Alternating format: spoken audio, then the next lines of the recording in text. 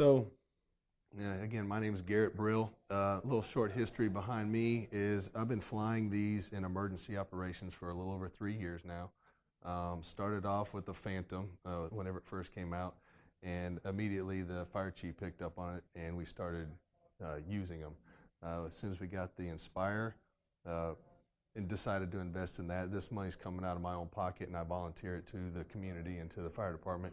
And so we started using that and started doing some other things. Well, a big change happened in May of 2015 with the big Texas floods. And you'll see some of this stuff, but to anybody, nobody has been able to cite any other one previous, but it was certainly the first one of DJI and the first one that we know of a drone actually saving human lives. In other words, there's people that would not be walking on this planet had I not had an Inspire one that day. So, up here real quick. So I start off with Joshua Fire Department, and I'll talk more about the North Texas Uas Response Team in the end. That's kind of where it begins, and this is where it's heading. So that's really what this slide is all about. And this is both not just fire, but fire and police. So I hear whenever I talk to people, we probably got about a half a dozen things we can use it for. If you're looking to sell this to your local department or your chief, there's a great list. That is 30 incidents that and this isn't something that's very key word here. This isn't something we've thought about using it. We have actually flown that many incidents, that many uses that we have for this equipment. And a lot of them more than one. I don't know if y'all want to glance through that if you have any questions. I don't want to take a while to read through all those. But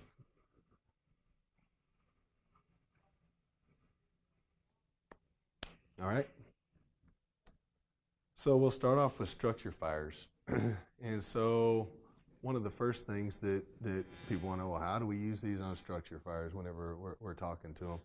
And everybody that's firing in this room can appreciate this, because without a drone, this is what you see. And you roll up on that and you see a wall with a whole bunch of smoke.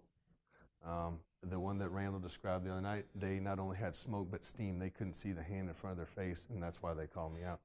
Because whenever you switch from, when you start using a drone, you switch from that view to here's an actual fire that we flew on. Now, to some people they go, oh look, you can see the smoke from the air. Let me go back here again. What do you see?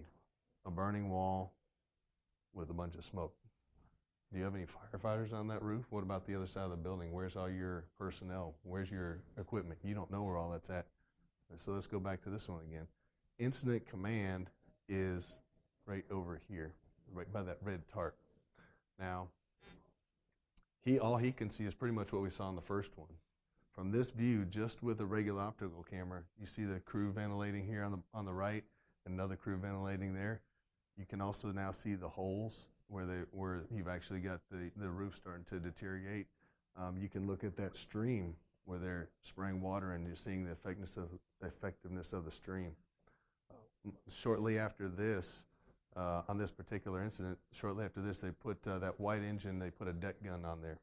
That's the big stream coming off the truck.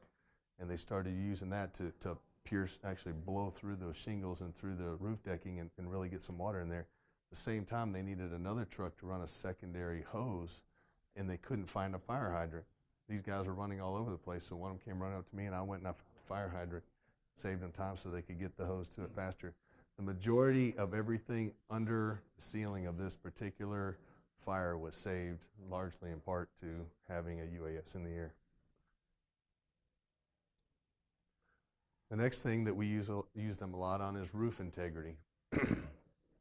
So on this particular incident, this was a very interesting one and the longest one that I've been on to date.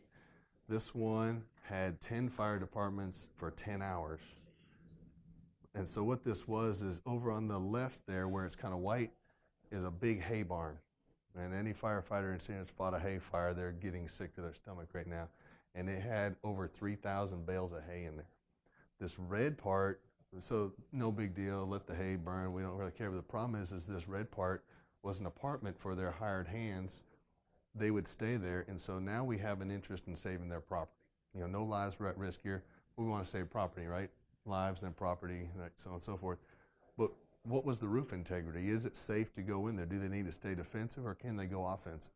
They stood up on the trucks. They did everything. They could not really get a read on that. So that's what they originally called me out here for. Now you can see that the integrity of that roof had collapsed. But before I got there with the Inspire 1, they had no idea. So yes, I flew this right into the smoke, got that view. Incident commander now could make a informed decision. So right after that, same incident. So there's the white part of the barn. Now incident command, if you go straight up the middle of the screen there, incident command is established across the road there. Now ICS will tell you that it's supposed to work this way, but every firefighter in here can tell you it doesn't work this way, but it can with the drone. Now what's supposed to work is your command stays in one location. And the reason you want that command in one location is because so the firefighters and anybody that needs to talk to him can know exactly where to find him and speak to him and communicate what they need to. If he's running all over the place, which he usually does, then it's difficult to maintain your communication. What he found, and this is all his credit, I was just flying for him under his command. He said, can you go put that up on the BC being this corner that I'm on? And I did, and he looked at that and said, OMG, are you kidding me? Can you just leave it there all day? And I said, well, I can leave it there for about 2 hours because that's all the battery I got. He said, start charging. So he had me out there and in that corner as much as he could. And not only was he able to maintain that kind of awareness, right, and personal accountability on all these guys, but afterwards, and this was the part that blew me away, the firefighters, these guys came up to me afterwards and said, that was awesome. I'm like, how do you know? You were over there. They said, we knew where command was all the time. So they commented on it. I took note of that. I'm like, wow. So that was big. Yeah, that was a nasty fire. I can still smell it too. So personnel accountability. Anybody in here that's in public safety can tell me what's the number one thing that any chief never wants to happen? Exactly, and that's police and fire, right? The last thing they want to do is lose personnel on their watch, right? And they will go to all kinds of ends to mitigate that down to the smallest possible thing. So in this particular incident, they called me out because the roof had fallen in. They had all the guys that were in there and doing the mop up and everything, but things were still falling down. Walls were still falling down. Guys were blasting hoses through the walls and hitting other guys. So he wanted to maintain that while he stayed outside of the actual incident itself, maintain command. From this perspective, he had 100% accountability on everybody at all times. And you'll see there's one person there. There's one in there. The firefighter right there, firefighter right there, and then the last one on top. And he could see that at all times. His stress level went from really high to almost none, and he just sat there and chilled next to me and went, "This is great." And his incident command was a lot better just because of his stress level lowering. So personal accountability is huge. Do this on both wildland fires and for structure fires, especially whenever the roof collapses or the roof is falling in. So, who in here does not, I'll do it this way, who in here does not know what the XT is? It's okay if you don't. I promise I won't beat you or anything. Okay. Everybody knows that this is the best thing since sliced bread and definitely the coolest thing that you can ever put on a UAS. When it comes to emergency services, police and fire, I say it easily, and I would dare say that it actually triples the capability. And here's why. A lot of departments will get these, but they don't really learn how to use them. And I'm going to help you out a little bit on that, just a little tiny lesson on that while we're here. But the reason is because, number one, you go from just being able to do day operations to day and night, right? You now have thermal capability. You can see in a spectrum that you cannot see in normally. And lastly, if you know how to use Isotherm at least doubles the capability of a normal thermal imaging system. All right. These are some pictures, by the way, just some shots that we took while we were testing the XT. The one on the left of that brush truck is in complete darkness. I mean, literally, you know, that no moon, no anything. We're out in the middle of nowhere on a pad, out on a training grounds, as dark as we could find, and that's the kind of imagery we get in complete darkness. The one on the right, we were looking for hazmat capabilities. We were able to see fluid levels in that chlorine tank. We could see that, even though to the naked eye it was, and that was in the middle of the day. So even though to the naked eye all it looked like was a tank, we could see the actual levels in there. So for hazmat, you know, we've also seen them in for train cars, you know, the oil tankers, and even, believe it or not, even the grain level in a grain tank. Come on in. So let's talk about isotherm, because again, isotherm, what I talk, and I've talked to a lot of guys here that know what the XT is and they know how to use it. And I know some guys in here that are really good thermal guys, but they still haven't really ventured off and learned how to use isotherm, okay? If you get your XT, which I highly encourage everybody to, you need to become an expert in using the XT, and if you learn how to use isotherm, that's really whenever you can consider yourself an expert. Now, the reason with that is if you're out looking for, let's say you're looking for a missing person. If you're just using a regular thermal imaging system, you're looking for kind of the shape of a body or some kind of a signature or whatever. You don't have to look for that if you know how to use isotherm. It'll find it for you, and it lights it up just like a big Christmas tree. Boom, there it is, okay? So the way you do it is actually pretty simple, but people just miss out on it. You have your upper, your middle, and your lower, and you need to make sure it's set on Fahrenheit, not percentage, because it really does weird things in percentage. But so for a human being, if I was looking, this is really on a summer day where you have 86, 95, and 100, right? So this is your little crash course on isotherm. For looking for a human, your upper and your middle are always going to be the same, right? 100 and then 93 to 95. Your lower, you're going to change that with ambient temperature. So if I was looking for someone in San Francisco with this cool weather, that'd probably be 75. Now the difference is that at this current temperature range, I'm going to isotherm on your flesh, on the skin, right? This is going to be closer to your 86, and this is going to be closer to your 100, but your clothes won't show up. If it's cool enough that I can isotherm down to 75 or so, all of your clothes, you'll light up, your whole body will light up, and you'll actually see some of that we've done exactly that. For fires, you can use the same thing. Our chief estimates that we shave off 2 hours off of every incident that we use the XT with isotherm on. 2 hours. That's less cost, but more importantly, now you have your resources available for another emergency. So learn how to use isotherm, and I'll be glad to answer any questions, but it's really simple. Just need to know how to use it. The other key thing in using isotherm is once you turn it on and once you set your boundaries, all of your color palettes change, right? And for the nice thing about that is they're really subjective when it comes to non-isotherm. Once you turn it on, if you'll just remember, if you're looking for at something like a fire, use white hot ISO. If you're looking for humans, you're going to need to use a mid-range, and usually the mid-range white hot ISO is what works best. Outside of isotherm, it's really subjective, and you'll usually switch between them to try to find what looks the best. But yeah, for you guys that have one, use one of those, and your capabilities with the XT will just blow you away. I personally wouldn't ever even consider, after using it, never even consider a thermal imager that didn't have it. It's almost pointless once you learn how to use this. So this is a video. Hopefully it plays on this screen and not mine.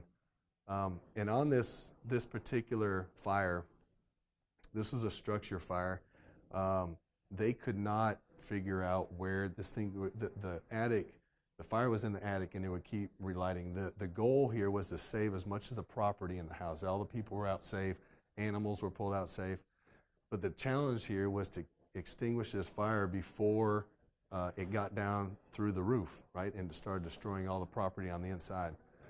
And the problem was the smoke was coming out. They tried a handheld tick. They could not find it. So you'll see in this video, what we do is we use the XT and we will locate the hot spot. They will cut a ventilation hole in the roof. They will spray water in there, extinguish that spot that kept reigniting and burning. And then we use Isotherm at the end with those settings to make sure that everything is good and call it a day. Fire chief estimated we shaved way more than 2 hours off of this incident. Let's see where it plays here. Cool.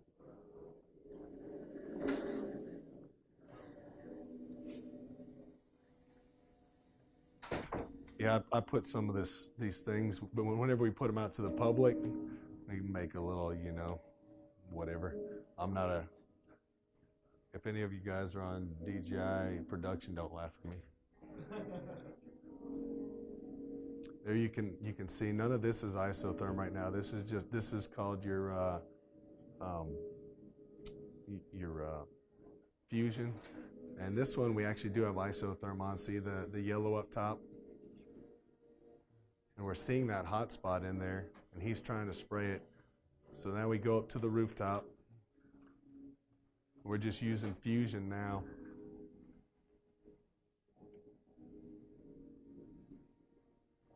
These guys had already started cutting a hole in the front. This is actually the fire chief using the slave controller and operating camera, and I'm flying. And bam, he just found it. See the hot spot? That's what kept on reigniting. So they get that put out. There was one other spot that they were interested in, so that right now they're cutting a hole with the chainsaw, and you'll see the the hot tip of the chainsaw.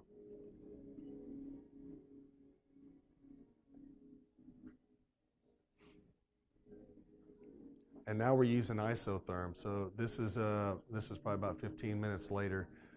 They've cooled down everything on the roof, and you can see where they sprayed the water. And all we're doing here is making sure that nothing is hot enough that we can't walk away from this incident. And everything was good.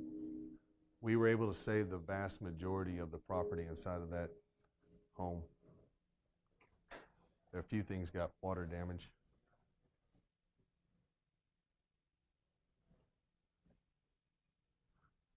Okay, and one more with Isotherm on a structure fire. So this one was fascinating to me. This was a mobile home, and the firefighters, this was a long mutual aid for me. It took me a better part of an hour to get out there, but they just seemed to never make ground on it, and they were just spraying and spraying. They were using conventional firefighter methods of chasing the heat, you know, looking at the smoke. Where there's smoke, there's fire, so they're spraying and spraying. Well, it turned out that what had happened is the roof had actually fallen on this. They were spraying where the smoke was coming out. But the problem was that it was riding up that collapsed roof, and they were spraying on the far end, and the actual burning, the fire, was right here where you see the red. Now this is isothermed on 150, 300, and 1800, right? So anything you see is yellow is close to 150, red is 300 degrees, and you won't see, if it was 1800, it'd be pink, right? And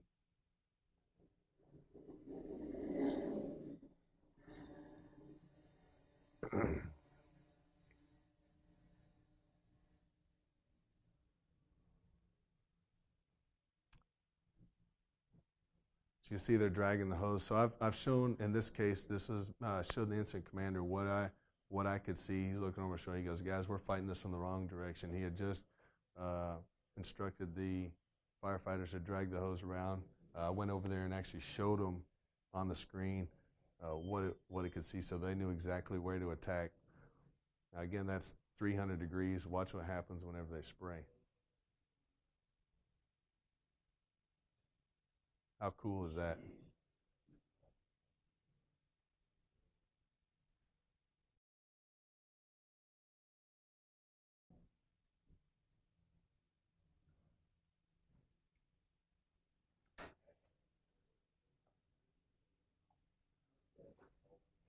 So that's when they started talking that they need one instead of calling me out an hour away on this one.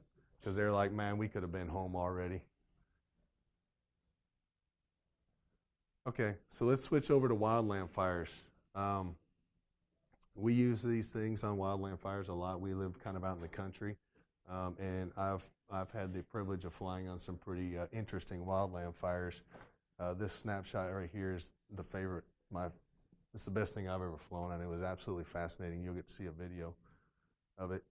So we kind of like structure fires. When we talk about wildland fires, what do you get to see on the ground right now? If you don't have a UAS at your disposal, if you don't have an Inspire 1 or even a Mavic, this is what you see. You roll up out there and you just see a bunch of glowing stuff and smoke and flames. But here's the questions. Where is that fire actually at? Can you tell in that picture where the fire's at? Are you going to dive in there? Where's this fire going? What's the actual direction of travel? Where's the head of the fire? Where are the crews operating? You have no idea. Where's the front of the fire and what dangers? What's in the path of this fire? You don't know all these things. And it takes forever to send crews around in trucks to figure all this out, and sometimes you lose stuff in the process. So this is what you see whenever you put a UAS up. You can see where the fire is going. You can see your entry points. You can see your emergency exit points. You can see the way that you're going to attack it. You can see if there's a house that's going to get burned down, or animals, or if you've got a natural fire break. You can learn all that stuff in just a few seconds. Now, I'm going to play a video. Now, I got to be honest. The video I'm going to play, pat myself, it's the coolest video ever, guys.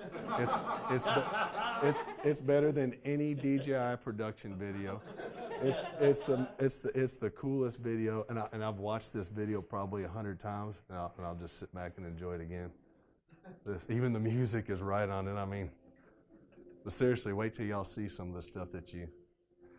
So this was a controlled burn of 1,500 acres, and we had a job to make sure it didn't jump the fire break. But this is the first time that we got to play over a fire. So we got to do a little air-to-air. This is with the Johnson County Emergency Manager. That's his aircraft, his Inspire 1.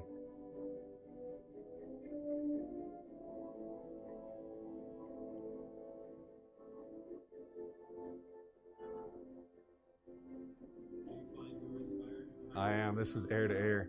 And this is all FPV.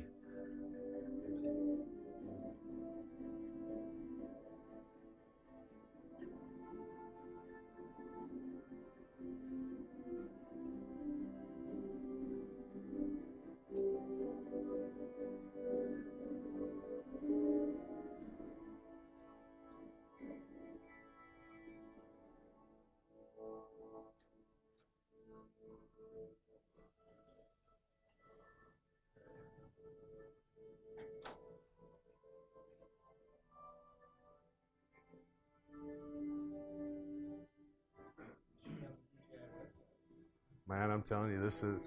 And now watch this. For any of you guys that have ever crossed your mind, what happens if you fly a DJI product into a thermal updraft? Okay, this wasn't me. Jamie Moore insisted on doing it, but watch this. Look at that thing shooting up, right? That thing should blow an Inspire 1 out of the sky. He flies right into it, and now watch the embers bounce off the X3. See all the debris? See it?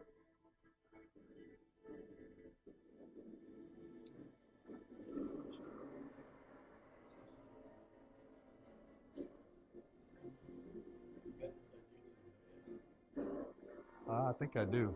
I think I do.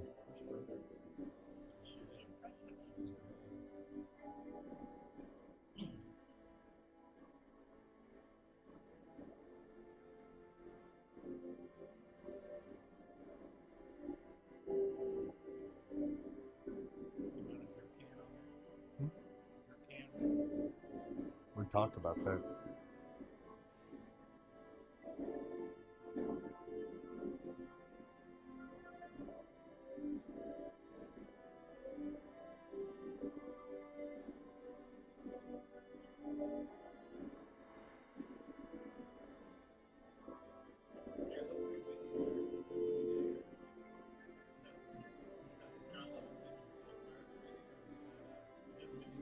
It was a pretty windy day, about 10 to 15.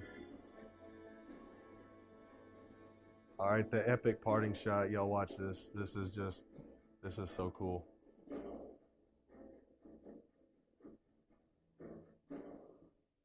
Look at that. You did a good job. I'll trade the video for a Z30. All right. Yeah, that is my favorite. We want to watch it again? All right. So the other thing we do, of course, is we do use the map. I've begged DJI to put this little guy right here back in there, that little drawing thing, because we use that a lot in both fire and police. Hopefully they will. That's just uncomment the code, please. But if you got your situational awareness through your FPV, you know where the problem is, what you got to do. But sometimes you're like, hey, look, we need to figure out how to route a brush truck or a police officer or whatever. You can switch over to the map view and you can see where your aircraft is at and go, okay, this is where it's at. I'm hovering right over it. This is the best way to get in there. So we do use this as well, and it's a very handy tool. Okay, let's go to natural disasters. This is the one where I met DJI. So this is a piece of it. You'll see. This is I hit the record button after the fact, so I'd already found them. This was the very first lives that we saved using an Inspire 1. Had an Inspire 1 not been on this incident, 2 people from this video would be dead.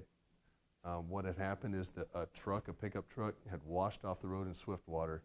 This, which was a creek, the water had risen all the way up into the foliage. Now this truck washed off, and you'll be able to see it in this video. You could not see it from the ground. In fact, they even tried driving that hovercraft in there to search for them. You couldn't see them. And so when we arrived, it was about a 45-minute, a little bit more, mutual aid for us to get out there. When we arrived, they had several fire departments out looking up and down. They had driven the hovercraft in there. Look. And I stood right next to him, and the incident commander says, you know, this is probably a body recovery. We'll pull out the bodies when the water recedes. I'm like, that's kind of creepy. And as they start walking away, my chief goes, put it out. So they start walking back towards the fire truck. They didn't even get to the fire truck, and I found them. Oh, so these people are alive because that Inspire was there that day. So you can see this is where they got washed off the road. This was normally just a creek. That's about 24-foot deep water. See where it had knocked over stuff and it's rushing up the trees, but it's way above all the limbs. Now, if you watch carefully, you'll be able to see what I originally saw with the tail light. Pay attention to these trees on the far side of the screen. See it? You could not see that from the ground. You couldn't even see it when you drove up in there with the hovercraft. You can see they're still struggling to get up there. I have a spotlight on there, and I had to guide them in with that spotlight because they went in there and still couldn't see it. See the light. And the other thing absolutely, but they didn't have the XT at that time. The other thing you'll notice, I'm flying in not only a rain but a thunderstorm. Yeah, lightning, you name it, we fly. You know, honestly, though, they have something in emergencies called, it's a saying, risk a lot to save a lot. I don't go fly in the rain for fun, but if there's some lives and property to be saved, I'll fly in the rain all day. So this is kind of it. This is where I guided them in there with the light, and at this point they see them, and they end up working the way back there. They end up back in. Well, I'll show you. It's one that I made. I actually made it because there was a demand for it, but no one had one at the time. Now there's some companies like Loom Cube that are working on a solution, but this is still the one that I use. So this will be interesting to firefighters and such, and police officers use it when we have, if someone throws something out the car window or whatever. But I used weapons lights. Those are made for like an AR-15. There's 2 of them, and that's 1,550 lumens total. And so I made this because firefighters, they go out in the boonies somewhere and they've got to have a flashlight in one hand and a tool, and I'm like, that's ridiculous. So I bring this over and you can see what it does to the side of a house. It just illuminates it, and then they can put away their flashlight and get to work. So this is the second one. So I had from that first one that we just saw. Unfortunately, I don't have video. I just have some pictures of this one. But this is the one that the media got a hold of, and this is probably most of you have already seen this one. This is the Castells. They woke up in the middle of a river where their house was there. And we used the Inspire 1 with those adapters you saw from Matt called the Storks to carry a rescue line out and deliver it to the Castells. But this is what he woke up to. What a sight, right? And then there's some pictures that some people took with cell phones of the whole thing. You can see the line. So that was a tag line because the Inspire 1, the M600 could, but the Inspire 1 can't carry a full-size rescue line. We delivered the smaller line, and then he pulled over the rescue line, tied it off to the frame of his house, and then to the fire truck, and now we had a connection between the victim and the rescuers. Okay, we're going to go a little bit into some police stuff here. This was a fatality accident. It was a nasty one, but this was huge. The state police called us out on this one. That's the first time we flew for the state police. They could see, and it's kind of hard to see in there, they could see where some of the skid marks were, but they started losing them up close. So when we flew over, now all of a sudden they could see where everything was and piece it together. They also found from the video that we flew the path that some of the debris that they were looking for was missing, and it was down in the ditch. Just to give you an idea how bad this was, one car is here and the other one is down the other side of those trucks, past them. So that was some nasty, yeah, anyway. Okay, so this is the one, and this is, a lot of people love this one because it's kind of funny. I'm gonna probably, let me see. Yeah, I'm gonna probably fast forward a little bit through some of it because it gets kind of dry, but this was an escaped felon. His girlfriend had some kind of, I don't know all the details, but they had some kind of a plan. They used a U-Haul truck and et cetera, et cetera.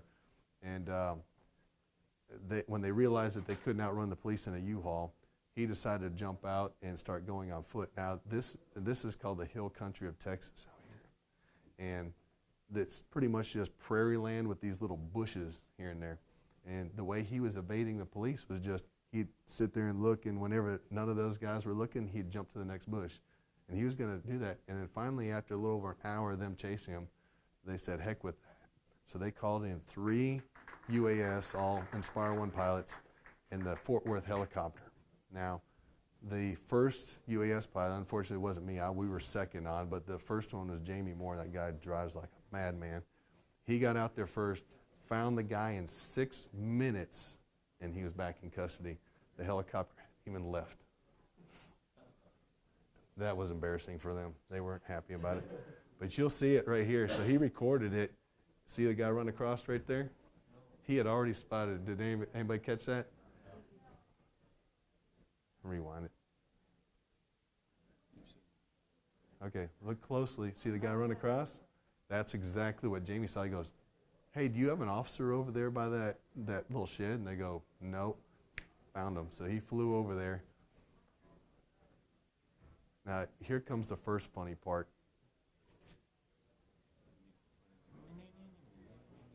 Well, they talked to him afterwards. They said, did you even know a drone was up there? He said, yeah, I figured it out in that bush whenever I heard the buzzing sound.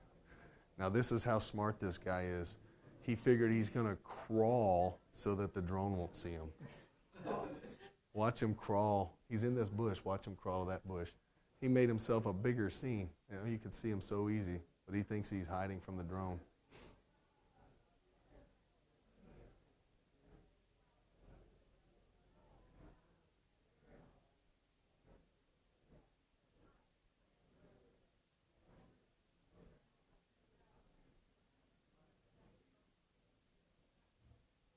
Come on up, Huh? He's coming out, I promise. Wait for it. Wait for it. Is this thing, is it still running? There he goes. See him crawling? So he tried to crawl. Now the other part actually gets a little bit longer, so I'm going to fast forward through some of this.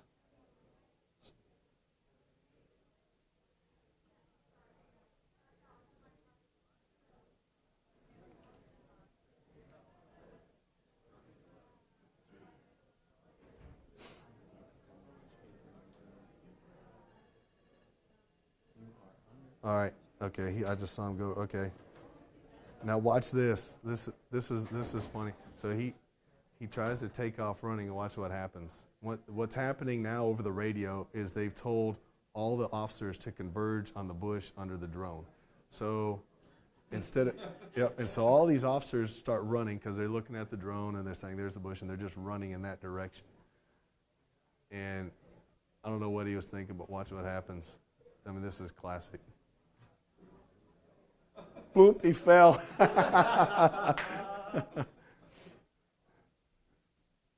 He tripped and fell.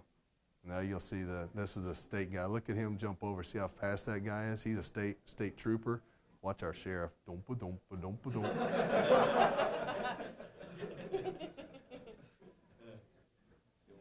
Yep.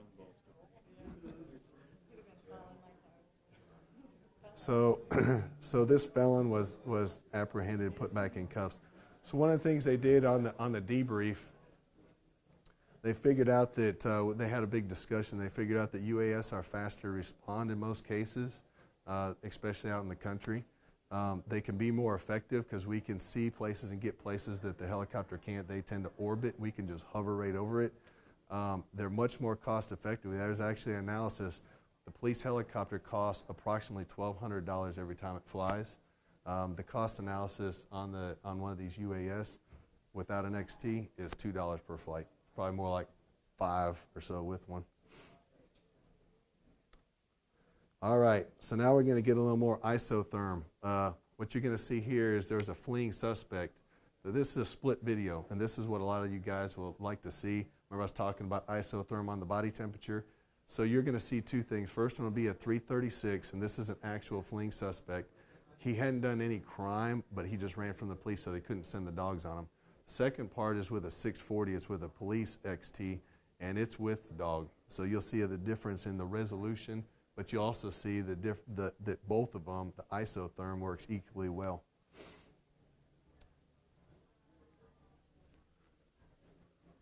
And I had to edit this a lot because this one, he tracked him with his Inspire 1 and the XT for 2 hours. I don't think y'all want to watch this guy run for 2 hours. So that's what it looks like. See now he's isotherm, but you can see his skin, but it's not. His shirt isn't coming through because this was in a summer night. This was during the summer. You can see him high stepping, having to go through the bushes. It doesn't matter. If you've got the guy isotherm, you'll see it. And if you look carefully, you'll even see rabbits that are getting isothermed in here. Watch in the top left corner when he runs in the bushes. See the rabbit run out? Do you see it? It was isotherm too. Any mammal, if you set your isotherm right, any mammal will show up in yellow. How could you chase him for 2 hours when you have to change out? He would go reacquire him with isotherm. He'd get up in there, see okay. it. Yep. And so this now we switch over. This is a police one. You can see more details in the trees. You see more details in it. Now this is the canine. We had found the suspect long before the dog did, and we just decided to record the dog coming in for the bite. So look at the dog isothermed, and you'll see the human too. You can, yep. But you see this guy down here is not. He knows. He's preparing. The dog still hasn't found him. Now he did. Thermal bite. Chomp. Yep. The officer's in no hurry. No. Keep eating them. Keep eating them, Fido.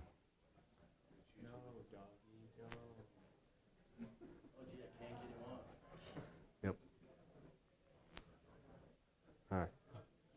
You didn't want to see the blood start squirting. All right. So the last thing that I want to talk about is the Big X. This is huge for us, and a lot of you are probably going, whatever, I don't know. But I want to try to share and tell you how big this was. So this is huge for every firefighter, every police officer, every emergency manager, really in the whole country, because what's going to come out of this is huge. And thankfully to Randall, the best guy, the DJI guy in the world, they support us, and Fly High USA, which is a DJI dealer, they also support us on this by providing equipment, and that's what we really needed. We had the pilots, we had one M600, we needed multiples, and they provided that, and we were able to demonstrate more capabilities than they ever imagined possible with a UAS. So just to you can kind of read that, but here was what was at stake. 200, I'm going to put this in marketing terms for Randall, 240 potential customers, right? Budgets, not wallets, right? And that's who saw this, and that's who evaluated. Beyond that, FEMA was there, Department of Homeland Security there, the COG, right, which is this North Texas County, and we found out later it was streamed down to Austin, so the state's now looking to get in on it. And so here's what we were able to do. We were able to blow them away. In every exercise that they included us in, we basically ruined it. We wrecked their exercise, but that was a good thing, right? So the first thing they did is unprecedented situational awareness. We put a UAS and live streamed back to the EOC over every instance. So the trench rescues, the swift water, the fires, the train derailment, all that. In the EOC, they could see real time everything that was going on, and they were just blown away. The next one that just blew them away was a SWAT active shooter scenario. And we actually got kicked off of this after the first two. We wrecked the first two with just the XT. We had it down to under 15 minutes. So they kicked us off and said, come back tonight. We want to see how bad you can do it. So at nighttime, they said, okay, show us how bad these things are. So we went over and developed some quick tactics using Inspire 1 and an M600, a laser marker, and those same spotlights that you saw. We took the scenario was slated to do 2 hours. They were doing it in about 80 minutes. We did it in 3. All right, now think about the implications of that with a SWAT team. The guy said, I couldn't do anything. He was marked. He had a thermal on him, a laser on him, and spotlights on him. He said, I was done. So it was as easy as someone just surrendering, even though he had a gun with simunitions. The last one was on a wildland fire, and we were able to reduce that by 4 hours of the anticipated. And the reason is usually what they do, this area is on fire, and again, they go out there and they send brush trucks around. They start looking for property and lives and livestock and everything else. We were able to put these up in the air, fly them around. They knew everything that's going on. They developed their plan. They sent it back to command. They were like, okay, let's eat lunch and go home, and it was just done. And the last thing that we did that really blew a lot of people away, they didn't even know this was possible, is we took the M600 and we carried a saw up to the rooftop, and we carried some cribbing. They had no idea that you could actually do aerial transport, right? Now the saw itself, there was a mock kid stuck in a vent shaft that had climbed to a vent shaft. He was up on top of the roof, and they had the saw on the other side of swift water. So they would have had to deploy a ladder and get it out and do all that. It would have took forever. For us, we just grabbed the saw, brought it to the roof, done. So they were blown away by that. And there's actually a thing where this is the swift water incident, and this is the Mavic doing an air-to-air on the fire chief's Inspire, and he's watching over swift water. Don't y'all want to jump in that? It's like a lot of fun. All right, so what's next? What does this mean, and what's next for us? What this really means is we aced this scenario. We blew them away. They don't really even know what to make of it, but what they are doing is right now they are talking about, and there's planning and budgeting currently going on to support what they're calling the Uas Response Team, and that's what this is.